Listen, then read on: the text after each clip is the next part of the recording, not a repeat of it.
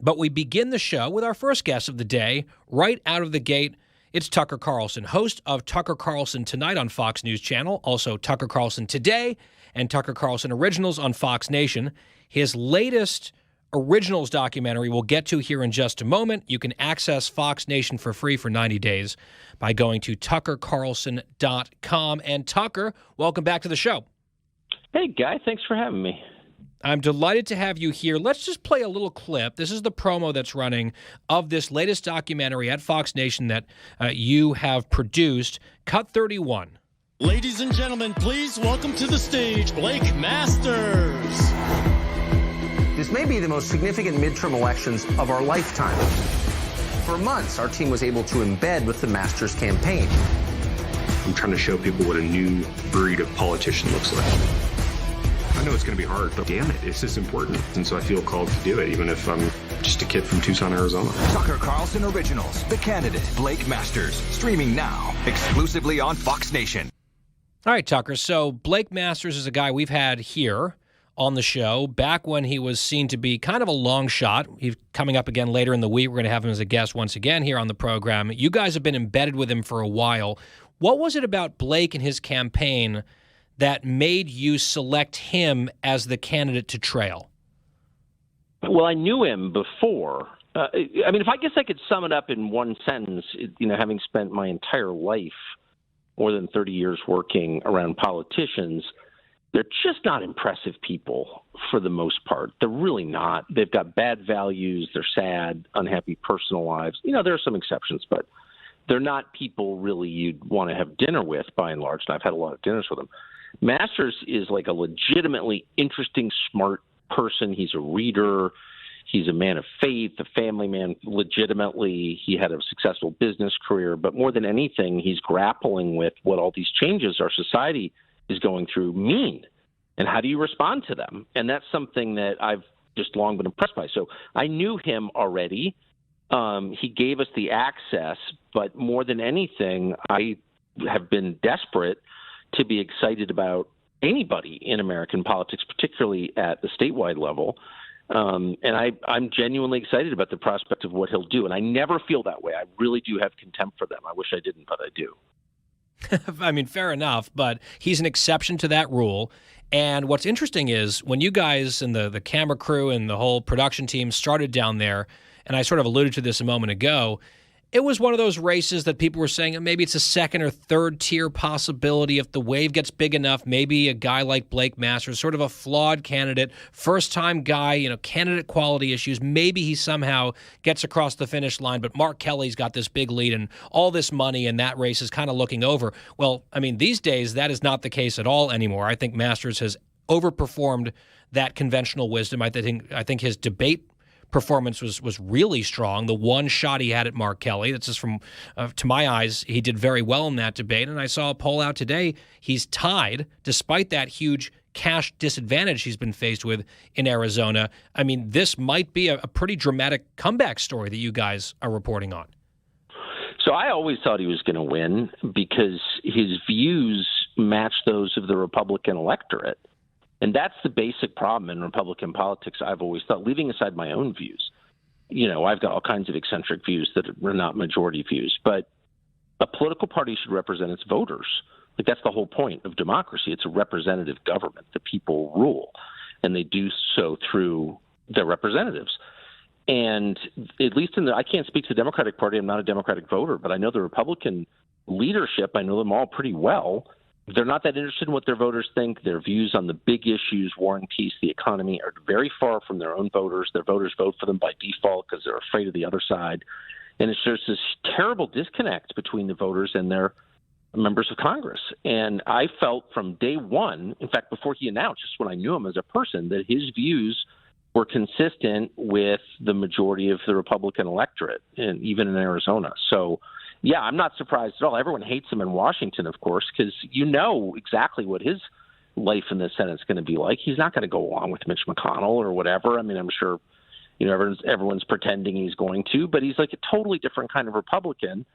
I personally happen to agree with him on the issues, but even if I didn't, I would think, we need a little diversity in this party. Not everybody can be, the same kind of Chamber of Commerce neocon moron. Like, we have enough of that. We need a new flavor. And you think he's going to win? Oh, I've always thought he was going to win. Yeah, for sure. And then, there are other things going on. I mean, the move in the Hispanic numbers is crazy. And Arizona is very heavily Latino, as you know. And, that was always a huge problem for Republicans. But a lot of Latino voters have moved right, like pretty dramatically right, like a faster reset than I've ever seen in any group, big block of voters ever, maybe than there's ever been. And, that helps him. And it's just so funny. Like in D.C., everyone's like, oh, you can't criticize immigration or Latino voters won't vote for you. Really? It's just the opposite, actually. Like pandering to people, treating them like some, boutique racial group with its own specific set of interests that are different from everyone else's, talking about salsa during, just basically being a guilty white liberal loser, that turns voters off. Like, there are many Hispanic candidates who are strongly for border security just because they're Americans. Why wouldn't they be? You know what I mean? Mm-hmm. And so I've never thought, you hear people say, oh, well, he's tough on the border. Mexican Americans won't vote for him. I don't see any evidence of that at all. Yeah, I mean, look what's happening at the border. Look what's happening in South Texas and the realignment down there in politics. I mean, to your point, Tucker, I got to move to another Senate race. Did you happen to catch last night's debate out of Pennsylvania? Yeah. I mean, it was actually live during my show, but I watched it later. And I was really, I felt bad for Fetterman, to be totally honest, and angry at his wife for allowing this. I've been married for more than 30 years, and if I tried to do something like that, my wife would be like, no, I love you. You can't do that. You can't run for Senate. You're brain damaged. What? No. And, where's his wife? Honestly, I thought it was humiliating. It was awful. I cringed. I mean, I don't like Fetterman. I don't support his views or whatever, but I'm a human being, and I hated watching that. But I also thought it said something pretty ominous about the Democratic Party. It's like, why would you run a guy like that? He had a stroke in May. Like, they've known this a long time. It's a Democratic-leaning state. They could have swapped in somebody else. They had time. They didn't. And it really makes you feel like they don't care. Like, they think that they've got the system so wired. They own the media. They own the tech companies. They control the national conversation. They can run a mentally defective guy and get him elected. That's a very bad attitude. That's not a democratic attitude. That's a oligarchical attitude, and I just don't like it at all. I mean, to me, it's a story about him and his health, and I mean, I agree with you on his record and his viewpoints. He is one of the least appealing candidates to me personally that I've seen in a very long time in American politics, and I've been very outspoken about that for a number of reasons. Like you, I have compassion for him and his situation. I hope he fully recovers. He clearly has not even come close to fully recovering, and yet we've been sort of told for a while now that, oh, he's coming right along and he doesn't have to release the records because, that's too much. But look, he's appearing at events and his wife says he's fine and he occasionally says a few words and here's a doctor's note or what have you. Lefty journalists saying, oh, we've spoken to him at length and, this NBC woman was lying about he can't make small talk. They all piled on her for giving just a tiny sliver of the truth about him, obviously. This is not just about him and his campaign. It's also about a national media complex that I think sort of set up this really tough-to-watch moment last night through omission, lies of omission, exaggeration, or just sort of looking the other way. That's my view. I think it's a really smart point. They lied about it. They're totally corrupt. I spent my whole life in this. My dad was in it. I always thought it was an honorable business. None of my children would ever go into journalism because it's just so disgusting. And everyone knows it's corrupt. And now it's just very obvious. Charlotte Alter of, quote, Time Magazine, which I was surprised to learn still exists, comes out yesterday with these tweets like, oh, I talked to Fetterman. He's actually pretty good in person, but, he's not good in large groups. He won't be good. She's just reading the campaign talking points over Twitter. She's just openly shilling. She's supposed to be a reporter? What a hack. And so many of them did that. And anyway, the whole thing, I agree with you. It's just deeply revealing. Like, this is an impressive country. It's a huge country. It's a continental country, 340 million people. You should have impressive candidates run for the most powerful legislative body in the world. You shouldn't put up John Fetterman. You also shouldn't have Dianne Feinstein in the Senate. She's totally senile, and everyone knows it. Her own staffers say it. And they're protecting her, too. It's like, it's not even about the person. Again, I said, and you said the same thing. You feel sorry for the man, and I mean that. But what about the country he's supposed to be leading? It's like no one even cares. It's about his personal journey of recovery. Well, okay, I've got a personal journey of recovery too. I'm not going to bore you with it. Do you know what I mean? It's not about him. It's about the rest of us. And I just think it's just like, it's a window into the narcissism and the cynicism of the establishment. It really is. Well, and now they're trying to gaslight us like, oh, well, maybe it wasn't really so bad, and the campaign's blaming the closed captioning, which I'll get into. We're going to have some of the audio of this debate a little bit later on this hour. And then now the big talking point is it's ableist and cruel and bullying to even notice what happened last night. Like, it was just undeniable. It's right in front of our faces. Like, well, it's cruel to talk about. And Dr. Oz is a bully. It makes your head spin. Wait, that's so. I'm a little out of it. I just took my dogs for a run, so I've been out of it for the last 2 hours. You're better off. Trust me, you're better off. I mean, I'm a little surprised people would even say that. I mean, I guess I shouldn't be surprised by anything at this stage, but I mean, it's like it tells you though they don't even care what voters think. I mean, I had this thought last night as I'm reading about this, and this morning as I'm watching it. They're going to tell us, the Wednesday after the election that he got 81 million votes, and you're going to be like required to believe it or something. It's like, if the only way you would run a candidate like that is if you thought you couldn't lose. And I think that's really creepy. Like, in a democracy, you should just be very aware at all times of what voters think and always trying to please them, always trying to represent their best interests. You shouldn't shove senile candidates down the throat of voters like they did in the last presidential election and like they're doing in this one. I think they should be punished for that.